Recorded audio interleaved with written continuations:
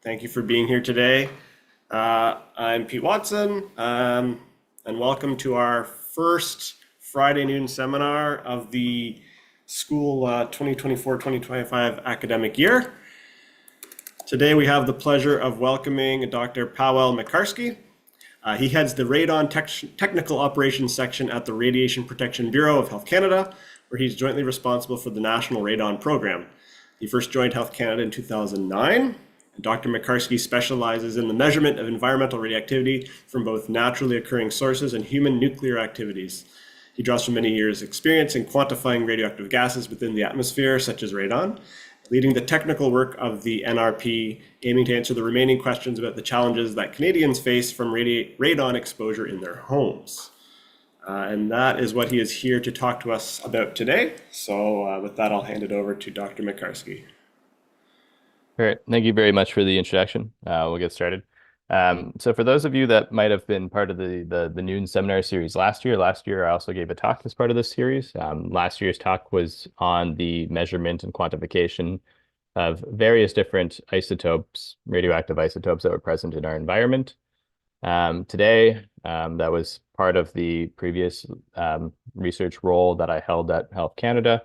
Today, I'm going to be talking to you about the role that I'm currently in Health Canada's National Radon Program. We're still talking about the measurement of radioactivity in the environment, except now my work is limited to just a single isotope of radon, largely. So we'll get started. I recognize normally when we give these kind of seminars and talks, it's typically to a more public audience that doesn't have as much of a scientific background, might not understand radioactivity. Recognize that this audience probably has a better handle on many of the topics that we're going to share here today. So there's a little bit more data thrown in than I would normally present to an audience. However, for those of you that might not be aware of radon, many of you probably have heard radon. We'll give a little bit of the background that we typically give during these kind of presentations, because many of you might not have thought about it in the context of it being a fairly substantial public health hazard that we find in our own homes. So to go over the background quickly, before we talk about the program and specifically some of the activities that we are doing, once this changes slide, perfect. We go into radon itself. So radon, as we all know, is produced from, or most of us probably know, is produced from the radioactive breakdown of uranium that is naturally present, at the formation of the Earth within basically all of the materials that we find. In the context here, we are talking about the rocks and the soil that are beneath our ground that we use, that we then build on top of. So that's fine. So in any circumstance, the uranium that's in the soil will break down. It'll radioactive decay through a series of various different radioactive isotopes, stays largely locked within the medium that it decays in until it gets to radon. And when it gets to radon, radon is a noble gas. So at this point, if there is any sort of pathway or opening or permeability within the material, radon can then diffuse and it can escape from that material, and you can have transport. Normally what will happen is the radon that is produced within the soil and the rock that we are standing on top of will diffuse out. Some fraction of it will reach the atmosphere. When it reaches the atmosphere, it'll mix with the rest of the atmosphere, and it'll dilute to levels that are pretty low, so on the order of 1 to 10 becquerels per cubic meter, so decays 1 to 10 decays per second per each cubic meter of air. And these are levels that are not considered particularly harmful. The converse, when you have a house, and typically in Canada, all of our houses are built on the ground to some extent, whether it's at grade or we have basements or even having houses that are elevated slightly with crawl spaces. We have very few tree houses, given the way that we build homes. We will see in many cases that the radon that's traveling upwards will encounter this obstacle, and it'll begin to concentrate. So it'll become concentrated at this boundary. And as you can see here from some of the testing that takes place to test the radon levels below our foundations, these can build up to quite high levels. So on the order of 1 to 10,000 becquerels per cubic meter. If at that point we have a foundation and the foundation is not perfectly sealed against the soil and the gas that is below it, which is the case for basically all homes to some extent, or there's other preferential pathways, if there's cracks in the foundation, or the foundation as the house settled, for example, pulled away from the footings and the vertical walls, or you have penetrations, for example, any of the plumbing that you might have in your house. These are all pathways that at that point, this highly concentrated radon gas or highly concentrated soil gas in general will then enter into our homes. Once it's inside of our homes, we tend to keep the air inside, given our climates, especially in the colder months. We tend not to let a lot of the outdoor air mix with the indoor air. And so at that point, you could have radon inside our houses build up to fairly high levels and levels that can be considered harmful. And so this is on the order of 10 to 1,000 becquerels per cubic meter, though we have had instances of houses certainly that have been substantially higher than that. When we're talking about the health risks of radon, and so we're talking about any sort of radiation exposure, you typically think of cancer. In the case of radon gas, the primary health hazard that is attributed to it, and this has been demonstrated and well proven by various different scientific studies for over 20 plus years, many decades, is lung cancer. And so typically radon on the outside or any sort of alpha radiation will not penetrate far enough to cause any damage, but the alpha radiation emitted by radon and subsequently radon's decay products, as it decays within our homes and the environment, can damage the sensitive tissues in the lungs, and that can result in lung cancer. There's been lots of studies. If in Canada, these numbers are updated and evaluated fairly regularly. When you look at take into account the exposure of radon with the known health risks and the known lung cancer rates, and look at the distribution of radon levels across homes in Canada, the current situation has it that over 3,000 Canadians pass away due to radon-induced lung cancer from radon exposure, largely in their homes. Now, 3,000 seems like a fairly large number. Obviously, it's better to put everything into context, and it's better to put it into context with other hazards that we do face in our daily lives as we live and work and travel. And so we do that as well. And so this is part of the material that we put out. If you put it into the context of other hazards, this 3,000 is close to double the amount that you would pass away or people pass away due to car accidents. Obviously, in the example that the program gives in this circumstance, if you get into a car, if you're putting on your seatbelt at that point, I mean, well, I guess it is the law, but if you're comfortable with this is something that we do. It's an action that we take to decrease our risk of dying from car accidents. If you put it into the context of other hazards that we face in our homes, and so the example of house fires and deaths by carbon monoxide poisoning, you can see that radon-induced lung cancer is about 10 times and 30 times higher, respectively, than each of these two household hazards. But in most of our homes, almost all of them, you'll probably have a smoke detector, you'll probably have a carbon monoxide detector, and so you have steps and measures in place to reduce your risk from these hazards. But what we'll see later on is that radon is one of those kind of invisible hazards with a delayed response that many people have not really heard about or taken action against. That does pose that this is one of the main challenges for action from our program is that for the example of house fires and carbon monoxide, you have fairly dramatic effects that happen right after exposure to either fire or carbon monoxide. And so you can take a very easy reactionary, quick approach to mitigate these risks. But radon is trickier because it's very much the long-term exposure to elevated levels of radon followed by a long lag time that then results in the fairly serious adverse health effects. For those of you that may not be aware, and this is something that'll come up later in the presentation, so for general awareness, if you haven't tested your home for radon, typically you can do this by yourself. You can certainly hire a professional to do it as well. It'll cost a little bit more, but most Canadians will just do it with one of these do-it-yourself test kits. These can be purchased. There's information that we provide, recommended suppliers. And for any sort of radon testing, we recommend a 3-month or longer test period because there are lots of variations in radon levels, as you can imagine, of all the various factors that go into radon entering our homes and then mixing with the air inside our house and the use of our house and the various different pathways and also the weather. You can get lots of variation on the short term, but due to it being a hazard from long-term exposure, the long-term average is the most appropriate number to use when deciding if your house is a high enough level that you would want to take action to decrease these health risks. If in the circumstance, and this will come up later too, that your house does test high, or you do decide that you want to take action to reduce your radon exposure, there are very well-established techniques. Within the construction industry, they are certified professionals based on this Canadian National Radon Proficiency Program.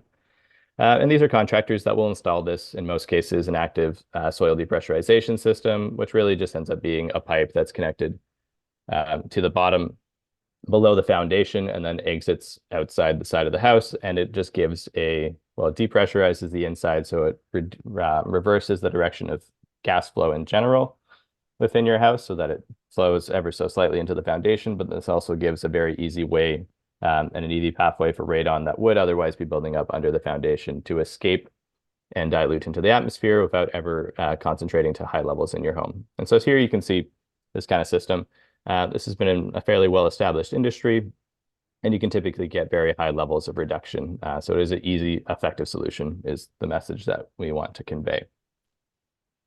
In terms of the levels that we deem, well, in terms of giving a guideline to the levels where we recommend that Canadians take action, so Health Canada maintains the Canadian radon guideline level, which is 200 becquerels per cubic meter. This is a guideline that my group worked to set back in 2007, so it's been this level for quite a while.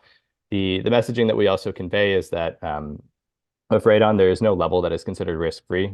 Like with most radiation exposure, it scales with the level or the amount of radiation that you're exposed to. It is no different for radon, and so a level below 200 still carries a risk, albeit it is a little bit smaller than a level over 200. And then also conversely, higher levels carry increased risk and do warrant taking action sooner. In places that we test, we basically test any sort of indoor environment that we would spend time in. So this includes the homes and the workplaces, the room that you're in now. And we defined an occupied space as somewhere where we might have any sort of person spend more than 4 hours per day. And so, but there is a long set of testing instructions. We'll talk about some of them later. But there is the guidelines on where and how to test. So then we go into the National Radon Program. So we have kind of seen that it is a problem. It is a major health problem within Canada currently. And so Health Canada does have the National Radon Program in place in order to promote action and to reduce the exposure of the Canadian public as a whole to radon gas. Program itself, you can see it's split into these kind of like 5 categories of activities. The program is organizationally split into 2 halves. We have the outreach and stakeholder engagement part, which is managed by my colleague. I manage the technical side of the National Radon Program at Health Canada, which we'll talk well, you'll see briefly about a lot of the activities that we have. The thing to note is that many of the activities that we do undertake as a program can't necessarily be lumped into these 5 nice, neat categories. There is a lot of overlap between them, and we'll kind of see that. The easiest example I give is a lot of the research that my group, or a lot of the groups that I support the research of, does informs a lot of potentially the radon policy that gets implemented, or many of the promotional materials and activities of the outreach and engagement group. On the outreach side, I'll talk briefly about this. This isn't the part of the program that I'm as involved in. But our outreach side, obviously, one of the first ways to mention radon and to kind of get people to take action against it to reduce their exposure is by increasing awareness and giving the information, presenting well, I guess all the information behind it, putting the statistics into something that can be publicly understandable, talking about the various different factors and the various different options that people have. And this can be done through a lot of different activities. You can see some examples here. Certainly don't have time to talk about a lot of them. This works with engaging the public directly. This also works with engaging provinces and municipality and community associations, lung associations, various other advocacy groups that then also implement programs in their specific communities and talk to the people directly, because you really do need to talk to individual Canadians to explain the risk for them to take action currently, though we do have other approaches that we are taking, which we'll talk about. This encompasses very many different things. You can see examples of programs. Here are some program names. There's lending programs, there's these pamphlets, there's organizations, there's promotional periods. Radon Action Month is coming up, so there's going to be a lot more things coming out in the media about it come November. And that is something that, well, honestly, will always, given that we have a lot of housing stock currently with radon problems, will always be necessary and will always be an important way to reduce a lot of the existing problems in regards to radon exposure in Canada. On the technical side, so this is my side of the program, there's a lot of different activities as well. This is a very text-heavy slide. I don't expect anyone to read through all of these activities, and we certainly don't have time to talk about all these activities. These all correspond to various different approaches that we're involved in, and all the approaches kind of feed into reducing radon exposure through one method or another, since there are various different ways that we're doing it. These are all the things that we're involved in this past year that have major updates. Here's another slide with more approaches and more activities that we are currently undertaking to reduce radon exposure to some capacity. And again, we don't have time to read or talk about all of them. And so the remainder of this presentation is going to focus very much on these two approaches that our program has undertaken within recent years. And these have fairly substantial updates that will be impacting Canadians basically next month and within the next year. And so we're going to talk about them. And since this is a group of largely scientists or people with science backgrounds, we're going to and that work with data and analysis. We're going to talk a lot about the data behind it and the data that kind of fuels the approaches that we take and how we use the scientific information and the evidence to dictate the kind of the direction that these things go and how we adapt them based on this. So this is basically these two approaches. The first one being using building codes as a tool to reduce radon exposure. Before we even get into the building codes, before we get into designing any sort of approach to reduce radon, the other thing that my group does is we evaluate a lot of the scientific evidence that is present in Canada, look at the data that's available to really inform kind of like the prioritization and the way that we want to tailor these activities. You can see here on this table, this is the results of a survey from Statistics Canada. And so this is normally run every other year with the caveat that for whatever reason, 2023 is still not available. So our most recent data is a few years old at this point. We keep asking just how much we can do about it. But of all of these various different questions that were asked to the general public, these are the two to kind of look at. So the first one is that of Canadians surveyed, roughly half, just under half, had not even heard of radon before. And then even fewer of them were able to give a correct description. So it becomes really hard to kind of convey the health hazards that they face in their homes or they might face in their homes if they hadn't heard of it or don't really understand what radon is. So there's obviously room for improvement there. The other concerning number that we see at the very bottom is that roughly we're sitting around right now, 10% of Canadians have tested their homes for radon.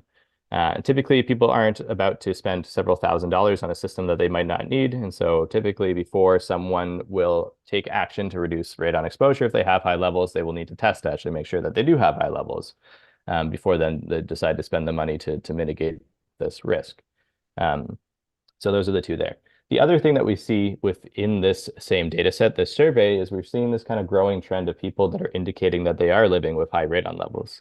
And so this is like the first instance, at least within this presentation, that we're seeing that this is kind of a growing problem within Canada. When we take a look at some of the other scientific studies that have been published, and this is by Canadian researchers across the country, this one specifically in the prairies, we are also seeing that radon levels within homes are increasing as construction years go on. And so as time moves forward, if we compare houses now to houses 20 years ago, we're seeing this kind of rise in radon levels, some of it highlighted there. This it's a separate study with a different data set. This one's Canada-wide, also shows this kind of clear trend. And you see that Canada, on average, the average radon levels are increasing as a function of time. And so we're seeing this kind of growing problem. And conceptually, there's many different factors that can attribute to it. The study's attributed to as well. The easiest way to explain it is that there's currently not too many measures implemented within the construction of homes that would reduce radon levels. But what we're seeing is as we build newer and newer homes with better technology and better materials and better construction standards and practices, where we tend to keep our houses a little bit more airtight without increasing mechanical ventilation typically. You can imagine that any sort of soil gas that comes in has the higher chance of staying within the house. And so we're seeing kind of this in this data. And so to mitigate this, or one approach that we can take, and this approach is specifically tailored to that half of Canadians that haven't heard of radon, it doesn't require Canadians to ever hear of radon to reduce their radon exposure, is using building codes. And so you can imagine that if we built new homes with radon control measures built into them, we then don't need to raise awareness and have those Canadians to the same extent be able to know about radon and test for radon, where you already have this kind of protection of this decreased exposure built into the homes by default. The thing to highlight it here is that this isn't a new approach by any means. This is something that was written into our Health Canada guideline. This is from the Canada Gazette from when the level of 200 was established back in 2007. And so it has been a key approach of our program, though it certainly has evolved over time with the various data that goes into it. Talking more specifically about this approach, the construction industry in Canada is complicated. It is provincially regulated. We have a lot of provinces. They have various different construction codes and practices and legislation. They build in very different climates. So there is no one unique solution that necessarily fits across the country, though we do have a national building code. So in the way that construction works in Canada is we have a national building codes. The provinces then individually have their provincial building codes. They adopt from the national building code. But ultimately, it's up to the individual municipalities and the cities and their permitting and inspection processes to make sure that whatever is even in the codes gets built, and then also built in a manner where it would still function effectively. And you can imagine there's quite a bit of variety in there as well. So what my group is focused on, given the national jurisdiction of Health Canada, is the National Building Code side specifically. And so this kind of foundational block, this is where we're looking to put increased radon protection if it is warranted. And we see that the radon levels are increasing. So that's certainly justification for strengthening codes. Putting into the National Building Code to then later be adopted and go down the chain to hopefully get this into new homes. Before we talk about strengthening the building codes, as we saw from more recent data, I will mention that we currently have radon control measures built into the National Building Code. So back in 2010, these radon control measures were adopted into the code. They consist of this radon gas barrier. So this is just a thin plastic sheet that you see. It's very basically the same as the vapor barrier that you have on walls that goes below the concrete slab, which would, in theory, restrict soil gas movement between the layer below the foundation and the inside of the home, and also this capped pipe stub. And so this capped pipe stub obviously doesn't reduce radon by itself, but the intention is that if someone tests high and they do have a problem and want to mitigate, they no longer have to break up the foundation or drill into the foundation, so it facilitates the installation of a mitigation system if necessary. So before we can talk and before my group can very much speak to the various different committees involved in making building code changes, the big question is how effectively are these current measures, or how effective are they at reducing radon to begin with, given that these were adopted in light of reducing these kind of growing radon levels about 15 years ago.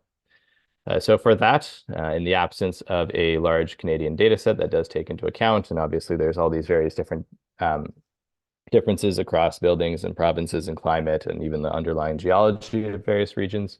My group undertook a targeted study, and this was about 2 years ago. This finished last year, looking at this specific research question within Halifax. So Halifax and the Atlantic provinces typically have some of the higher radon levels in Canada, which make them a really good place to test how effective these kind of measures are.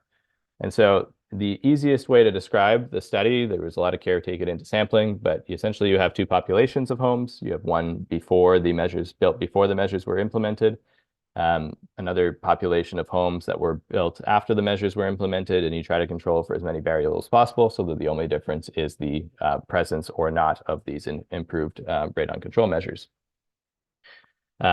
What we saw when we got the results for this study, and these were put out about last year, is that actually instead of having an effect where the presence of these measures or the requirement for these measures decreased radon levels, is we saw the incidence of high radon homes increase after these building code changes. This doesn't necessarily mean that the changes in this instance are not effective at reducing radon. All it means is that the building code as a whole, including all of the measures that were introduced after 2010, for example, to make our houses more airtight, to adapt to climate, resulted in radon increases that overshadowed the effectiveness, if there is an effectiveness, of the existing measures. And so this demonstrates the need, and certainly has been part of the data set that we've been using to justify the need for changes. There's been other targeted studies as well that are being published in the next few months that also see the same kind of effect, or they see that these changes had no effect. So this isn't limited to just that study. Within the building community itself, Canada has national standards, and so we do have a very well set of standards. We have one of the members of my group co-chairs the committee that has been updating them.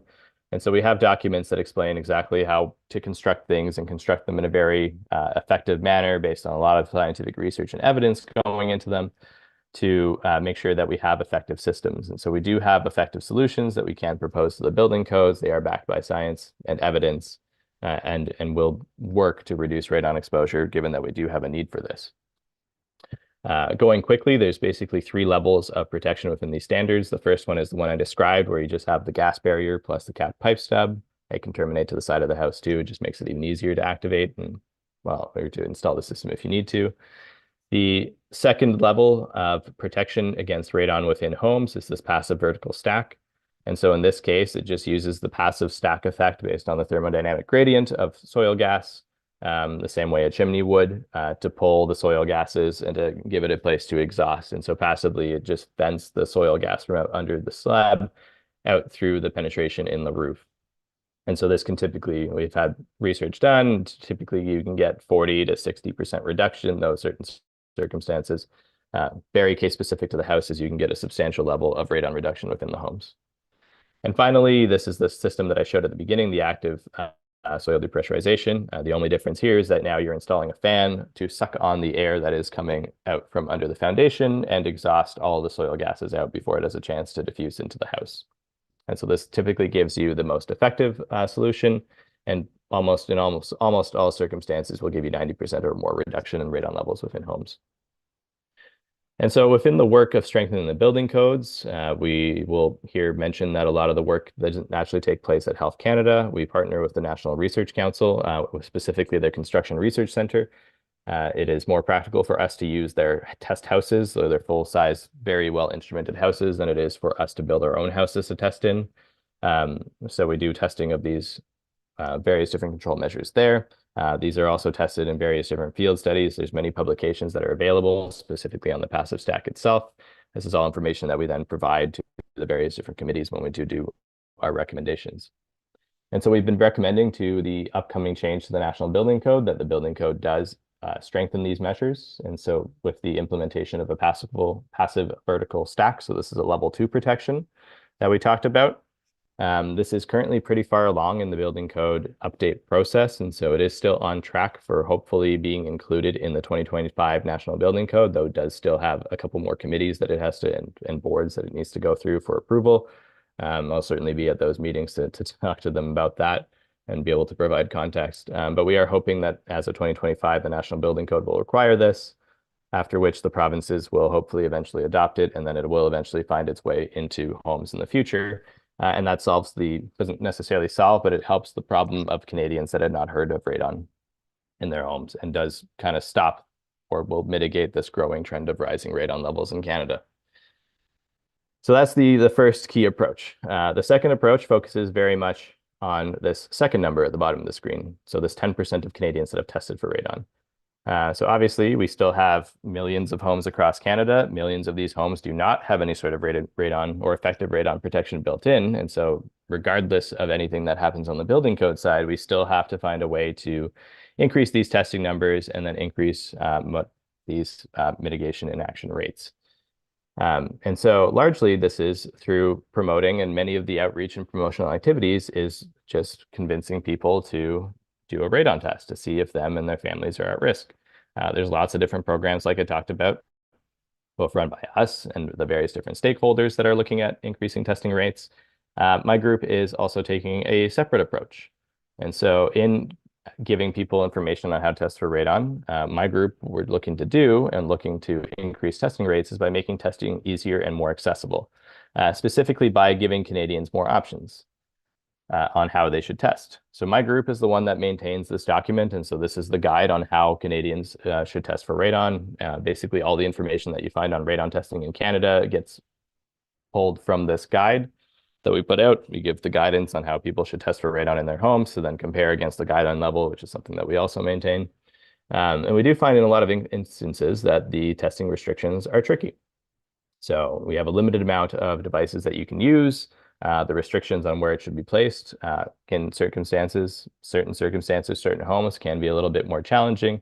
and the options are limited. And the time period over which we recommend testing, being the heating season, can also be limited as well. And so we are looking at relaxing these, or at least providing more options so that you have more choices available if you do make the decision at some point that you want to test your home for radon. The big one being the providing additional devices and tools that people can use to measure radon. And so in the past, and also you can see in the beginning of this presentation, this was typically done using these little plastic passive devices. And so those were alpha track detectors. They had a little plastic disc on the inside. The alpha decay would damage the surface, and then these would just sit there collecting the damage from the alpha radiation. And at the end of the testing period, being 3 months or more, these would get mailed off and sent off to a lab, and the lab would analyze the amount of damage and use that to quantify the average radon exposure within the environment that the detectors were placed in. What we've been seeing, though, and you might have seen this as well, is over the last 5 or so years, there is now a whole lot more options available just on the commercial market for radon testing. If I go online and I Google radon detector, more often than not, what we're going to be presented with is these fancy digital devices, these electronic devices that have numbers. You can see that there's 21 there shown. These are just a selection of them that we have in our lab. They'll flash numbers at you. They'll have smartphone apps that you connect to. A lot of them look very much like a thermostat. Many of them will also measure other air quality parameters in their homes. The challenge being that Canadians, these are more exciting. People like technology. These are reusable to some extent as well. And you can move them, and they give you a more real-time display of the radon levels in your home, though the recommendation is still to take the long-term average for the reasons mentioned before. But we know people are using them. We've, to this point, not had recommendations on their use or guidelines on their use, or even really been able to tell how accurate these kind of numbers that they're flashing at you are, given that this is just a consumer product as opposed to a certified laboratory following a well-established lab procedure and various different quality assurance and quality control checks. And so Health Canada has not recommended their use and just been telling that people should follow up with the alpha track detectors. Given that this is a good and potentially viable option, we obviously wanted to change that. And so that's what we've been working on doing. So over the past, about 2 years ago, we launched our electronic radon monitor testing program at Health Canada. And you can see here, we just have a glove box with a lot of these monitors set up that has a very controlled radon level, has a very accurate sensitive reference instrument. So we have a controlled environment with a well-known radon level. And we have all of these various different consumer devices tested. And this is typically how any of these device tests are done. This is how device calibrations are done, at least devices that measure radon. Data acquisition is challenging as well. You can kind of see the arm on top is our camera system. Many of these that don't have data logging capabilities. The smartphone app ones do, so that's nice. You get graphs. The ones that just flash numbers at you, you have to take photos and then transcribe the photos in a tedious manner, because that's the only way to get kind of the continuous measurements across there, though they do report the averages, which is what's important. This testing is not limited to just the laboratory at Health Canada. So within our controlled environment, we have several partners, both with our Canadian National Radon Proficiency Program. We have RSI in Saskatchewan that has a similar setup. We have Snow Lab, the underground facility there, that was doing testing for us, and a couple other partners that we're looking to also include in this testing. And so we've been testing these in various different modes, both short-term measurements over the course of a couple of weeks, long-term measurements. We've been using this information to prepare guidance. We've been using this to develop a approval procedure and device listing procedure in conjunction with our National Radon Proficiency Program, which is kind of our industry association pseudo-regulator of the radon industry in Canada. And we've been also talking to various of these manufacturers as this data has been coming in. In terms of testing these devices, it also becomes challenging. So we test them. And so the question is, especially given the nature of like the statistical fluctuation of the measurements, what becomes an acceptable standard? And if you take a look at the current existing standards for how well radon measurement instruments should perform, it's all over the place. You can see it roughly falls into this 20 or 25% mark, though each of the various different standards quote various different performance parameters that go here. And so we've been working with the National Radon Proficiency Program itself to kind of set the standard for the devices as we see in Canada, though you can see this kind of, it falls in line here. The thing to note too is that the testing of the passive devices is also roughly within this kind of same performance as well for their long-term measurements. And so if it meets this kind of performance spec, it typically performs just as well as the passive devices. You can see here, there's just a snapshot of some of the data that we've collected. So this is one 14-day test at around our guideline level, which is an important level to test at within our glove box, within our what we call the radon chamber, with the green band corresponding to the performance indicators. So you can already see that many of the devices, they're all overlapped over each other, so it's hard to see in this kind of scale, perform quite well. But the other thing that you can see is that there's many devices that don't perform well at all. And so some of them are at this level of 200 reading quite low, which is concerning, more concerning than if they're reading high from a health perspective. But you can see there's quite a lot of variation, which is unfortunate. You can also see that a lot of this data is staggered. You can see these are individual data points. Each hour has its own data point. You can see that many of the devices just kind of flash the same number at you for the entirety of a day, for example, before it changes to something else. And so there's all these kind of like intricacies in the data. You can see some of them have longer response times before they report a fairly stable average, given that the environment that they're placed in has a stable radon level. And so there's all these kind of complications in the analysis that we have to take into consideration. From the results that we've had so far, we have more tests. You saw a picture of 21 devices. We have found more and ordered more. These are 16 devices that have finished the entire suite of tests from within this program. And you can see of the 16 devices that have a complete data set, and this is the average over multiple tested devices. These aren't individual devices themselves, or the average of many devices on that model. You can see that roughly half of them perform pretty well. They give very accurate measurements of the radon level, and in many of the instances is comparable to the existing recommendation of the passive puck detectors. The concerning thing is the 8 on top. And so those range from just being, reasonably inaccurate, and you wouldn't want to like necessarily trust it, especially if you're looking at around the guideline level, to some of them just being downright awful and complete garbage. And so that's obviously a concern. The concern also is that when people Google this, if you went, for example, to Amazon and searched radon detector and were presented with the page, and I can tell you this from experience, roughly half of the devices that you'll see on that page are inaccurate, and the other half work well. But currently, there's not a good way to know which ones are good and which ones are bad. And so there's one thing that we do, thankfully at Health Canada, we do have legislation that enables us to recall these devices or any device that poses a threat to the health and safety of Canadians. And so for the 8 devices that are currently in that suite of tests, we have initiated the recall process. And so that's moving along. We expect to hopefully have them out soon and pulled from the market, though that is a very reactive approach. There have been instances where my group has worked on the recalls of 2 devices. And so this is from much earlier in the program. These aren't included in the data set that I just showed you. But there are examples of devices being recalled. We also have updated our guidance. So this guide that I talked about on how Canadians test for radon, this guidance is set to be released in a couple weeks in time for this fall's testing season. So as heating season starts and we ramp up all of our program activities, that provides detailed guidance on how Canadians should, what they should look for when selecting these devices, how to use them, which of the data to use, what to compare to. And then we also expect as this program continues and we continue collecting data on these devices that we'll issue follow-up guidance. And honestly, we're probably going to have to just keep recalling these devices and taking this reactive approach until we have a more proactive regulatory framework in place. This question might come up. This comes up quite often when I present this data is if you're looking for these devices or you've already purchased an electronic device, where to look. Our Canadian National Radon Proficiency Program has this list of devices reasonably up to date, though this is from last year. There have been a couple new ones released since then. But if you're looking for these kind of digital monitors, these devices are the ones that are accurate. They pass the performance testing.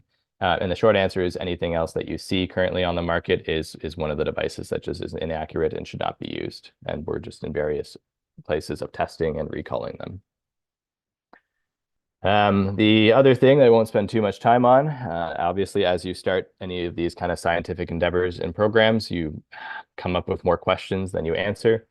We've seen from the testing that we've done is that many of these devices, they perform well in the environments that they're placed in and in what we find in a typical home environment, which is replicated within these sealed chambers.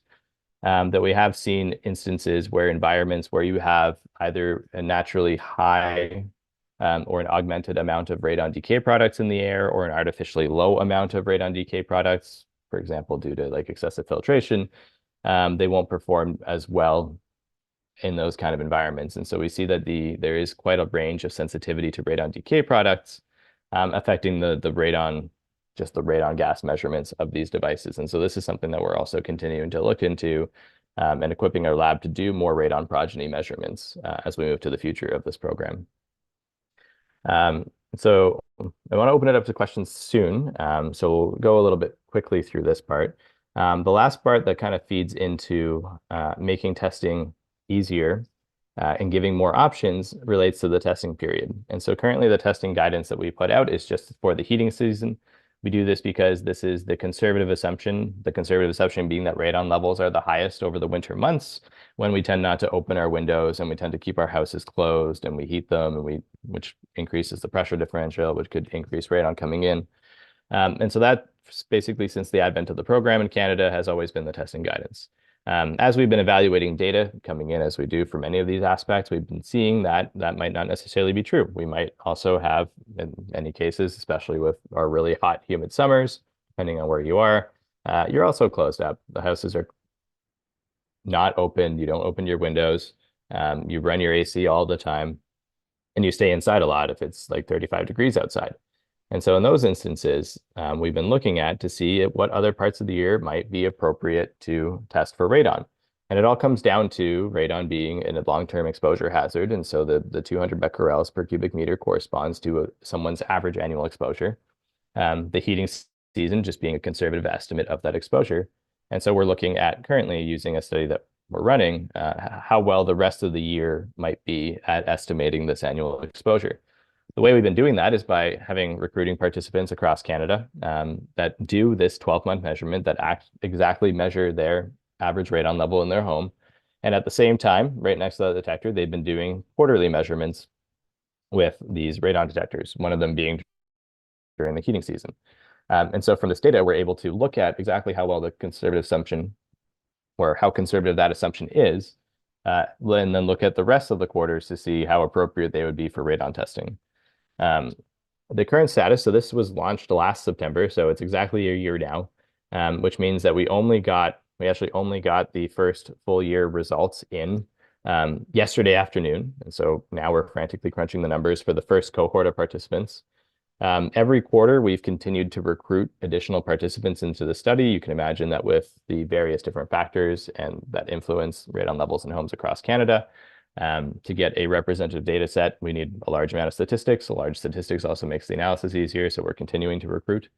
And the other thing that we struggle with, especially for these kind of complex studies where we're including members of the public and then we're telling them to do something and mail us several times throughout the year, the retention rate is an issue as well.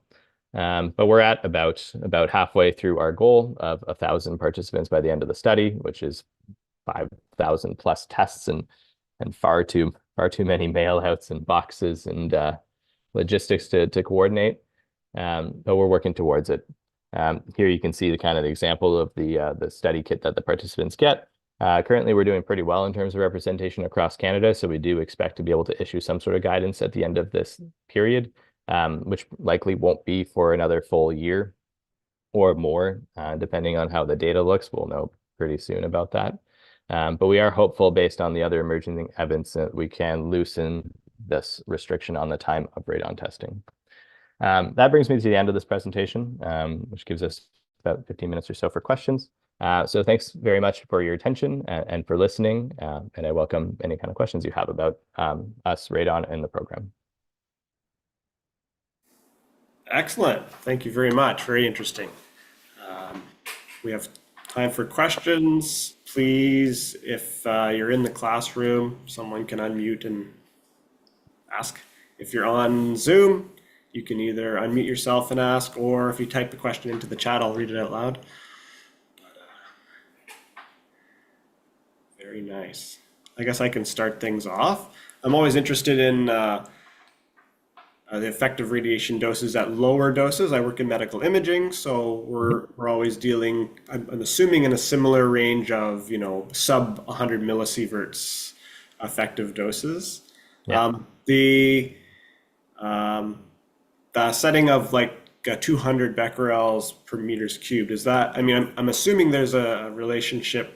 You're taking a linear no threshold, we know there's an effect at whatever concentration, scaling it down, similar to how if we're going to shield for radiation in a hospital, we want the public to get under 1 millisievert per year. Am I right in that thinking, or is it more complicated than that because you're dealing with alphas in the lung? So you are correct. Obviously, it is a lot more complicated, and obviously the epidemiology side and all the research that goes into this. I mean, this is a global problem, so there are global pooled studies of this that were used to establish the risk of radon-induced lung cancer and radon exposure, or well, I guess lung cancer in general. The 200 becquerels per cubic meter corresponds to between 5 and 10 millisieverts of exposure over the course of a year. Depending on which dose conversion factors that you use. And so various different, and these are updated and there's still lots of debate there. And obviously there's a large range given all of everything that comes into play. And this is not just from the alphas from radon, it's also from all of the decay products, and it's influenced by the equilibrium fractions and the attached and unattached fractions and all the complexities there on top of it being very hard to estimate radon exposure. The prevailing theory currently, at least this is well adopted, is the linear no threshold for radon exposure and lung cancer. There is very clear scientific evidence that links over 100 becquerels per cubic meter. It's just unquestioned that you do get this increase, this very clear, well-defined increase in lung cancer rates. There is data, still lots of data below 100 becquerels per cubic meter that does show this kind of increase or statistically significant increase in lung cancer, and it just goes down to zero. And so the messaging is that there is no safe level of radon. There is lots more debate popping up now as you collect more and more statistics. You can go down and probe these lower exposure regions, and so that is an active area of research. There is a lot of laboratory research as well. And so there is suggestion that it might not be linear no threshold down below a certain point. It might be various different other threshold models or U-shape or anything else. But that's still up in the air and there's no consensus on it. No, I know it's very challenging to do those types of studies because you're looking for a very small effect, so you need a huge population size to make significance. Same thing in photon X-ray doses, but it's still important to inform people about this. And because, with radon gas, if there is something you can do to reduce it, it makes sense to try to enact it. Yeah, for sure. In terms of like overall radiation exposure, this is other parts of what the Radiation Protection Bureau does in like the health assessment parts. Like radon roughly corresponds to half of somebody's just natural radiation exposure, and one of the ones that is a little bit more easily controllable by an individual. So there is a lot of room for progress there. Great. Morgan, please go ahead. Hey, thanks a lot for the presentation. Super interesting. My question had to do with the number of deaths per year. So I think you said the number was around 3,000. I was wondering if there'd been any kind of demographic analysis of the people who sort of are in that category, and if there's any ties to, say, socioeconomic status or race, or if it's largely determined by, I guess, geographic location. Yeah, so the short answer is all of the above. And so obviously, like a lot of it is linked to exposure. And so any of the factors that do increase exposure in the which does vary region to region, which does vary with the causes and the incidence, you can kind of tie it down. To really see the differences, it's hard to see below the provincial level just due to like the rarity of lung cancer, relative rarity anyway, as well, and the various different compounding factors, smoking being the biggest one. Because there is no way in any sort of lung cancer case to be able to say that it was radon induced versus smoking or smoking induced. They both look the same. and then the smoking history and everything else plays into effect as well. And radon does have an increased risk on smokers to begin with. There have been several Canadian studies looking at this and looking at various different factors. There have been differences that are looked at in the lung cancer incidence rates between men and women, for example. And so some of these larger demographic groups that are a little bit easier to study. And so you can get some significant effects there. With minor differences, it's not as much on the other socioeconomic factors. There is studies with certain bits of evidence that have looked at it, and in other countries as well, because you can link this, like for example, in the US, I mean, it's not quite the same, but it's the closest comparison to how they build houses, where everything is a little bit different than in Europe, for example. But there's not. It's one of the challenges too. I will say one of the other bigger challenges that we have and that many of these studies face, I mean, so obviously they do need to do large scale population studies, is the exposure numbers, and actually quantifying the radon exposure for somebody is very challenging in these kind of epidemiological studies. It's a lot easier in like the controlled studies of, for example, uranium miners, where they have dosimeters and they monitor their dose to radon or radon progeny fairly accurately. But within the population, you're typically doing this based on limited information, based on a single radon test of their most current residents. I myself included, I can't say, like, if you were to estimate my radon exposure since birth, which is something that you would need to do in these kind of studies, many of us don't really know past a couple of years the kind of radon environment that we've lived in. And so that introduces a lot of uncertainties and makes it harder to pull out these kind of like other links in these kind of demographic factors in these studies. But people are trying. There's also work on getting better exposure numbers, or more accurate ones, based on certain biological markers that might still be present in us from residual radon exposure, which would then also benefit these studies and pulling out these correlations. Thank you. Great. We have a question in the chat saying last they checked, the United States had a set limit of 150, I'm assuming becquerels per meters cubed. Is there a specific reason why Canada chose not to align with that level and go higher? Yeah, so this is a great question. We get asked this question a lot as to why our guideline level is where it is as opposed to the other international countries and international recommendations. The World Health Organization recommends that countries set their guideline at 100 because there is a clear risk there. It all comes down to, when setting these things, I mean, this is similar for any sort of radiation protection principles. I mean, we're trying to basically limit radiation exposure to be as low as reasonably achievable. And so the guideline that we have set was in conjunction, taking into account like the risk of radon exposure when we evaluated it. It also takes into account the various different socioeconomic conditions of the country at the time, takes into account the cost benefit of the remediation. It takes into account like the extent and the availability and accessibility of having these measures implemented. And so that all went into account in 2007 when we set it. Since then, we have maintained that level. If it follows in line with the other World Health Organization recommendations, we very much structure our program to follow that as closely as possible. Where the thing to note is that the guideline level, we don't, like, a lot of the messaging that we do now is not that you're safe below 200, is that this is the recommended action point, take into account on average all of the various factors that go into it. But there is no safe level of radon. Every level of radon carries risk, and it's really up to the individual person and their own individual risk tolerances to decide what level is acceptable to them. So we provide that recommendation. It does fall in line with the World Health Organization, where they recommend that, you know, countries that do have guideline levels between 1 and 300, the focus isn't so much about changing the reference level to use that as a tool to increase decrease radon exposure or increase radon action. A lot of the priorities of our program are very much focused on the core messaging of just getting people aware that they are facing this hazard in their home, and making them aware of the actual risks that they face regardless of the radon level and how that ties into it, and then giving them the information to be able to decide for themselves whether to take action or not, and whether it personally is a health priority to them given their own individual circumstances as well. Excellent.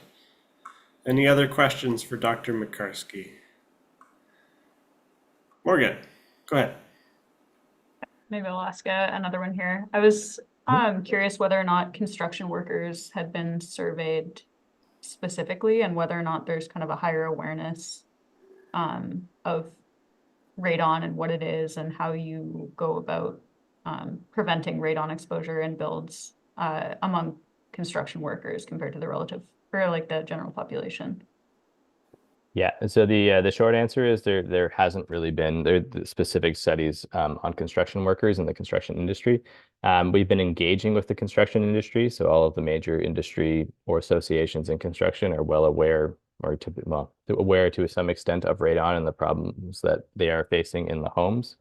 It's less of a problem for when construction workers are building new houses because typically those houses are open to the environment, and so for most of this, they're not really being exposed to elevated levels. And typically we don't see elevated levels. We see levels increase for a couple of years after construction because as the house settles, it typically opens up more pathways. Within the existing housing community, I mean, the awareness is roughly the same as the general public, where rather than being in their own homes, construction workers, or even you as well, going into your various different workplaces, the average person does not have a very good awareness of the radon levels of where they spend their time. Now, they have the control to do that at home, where they can then test themselves. But for example, I mean, I'm not sure if you guys are aware of the radon level in the room in the workplace that you're in now. And so for that, it's like we also like partner and work. This is all the other approaches on the occupational health and safety side. So rather than just being limited to construction, we talk about just like labor regulations and codes in general, and we're working with the provinces to hopefully include this. And certain of provinces do have wording on radon within just keeping the responsibility of the workplace to keep its workers safe. It is very much a mixed bag still in Canada. Obviously, we also do have the Canadian National Radon Proficiency Program, which does certify, these are just the radon professionals, and so they have a very good awareness of this in that workplace, and they're able to go in and implement these kind of controls and help remediate both homes and workplaces when it is seen to be a problem.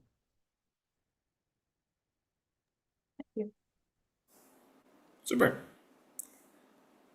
Any other questions? Oh, I think that's it. I appreciate you speaking to us today. I know that the focus of your talk is more on the monitoring of radon, but I'm sure you talking about radon in general is always of interest, especially to people in our field. So I guess you're kind of used to talking more broadly about radon gas and its effects than the actual monitoring program, but I really appreciated hearing about what you're doing. And I think it's very important that, you know, you're forcing the market of these radon monitors now to be effective. You know, having standards is important because radiation is invisible and scary, and it's very easy for people to exploit that and sell whatever. So I think you're doing a very important service by letting people know what are the monitors that are actually going to work. Yeah, thanks. I appreciate that. I can certainly relate as well. I mean, I come from a particle physics background and very much focused on the measurement of radon and treated it like a pesky background to many of our sensitive instruments. And so it was a fairly large shift for me to start thinking about it from like a public health hazard perspective and the approach that we treat radiation in that regard. And I can certainly relate and agree that there are lots of within the industry, and as it becomes more well known, we are seeing a lot of people take advantage of scary radiation to kind of treat it like a commercial product rather than from the perspective of informing people to make decisions to reduce their exposure. Right. No, it's good. All right. If there are no other questions, I'd like to thank Dr. Mekarski again. Very nice presentation. Thank you all for being here today, and have a great rest of your week. Have a good weekend. Thank you. Interesting talk. Thank you.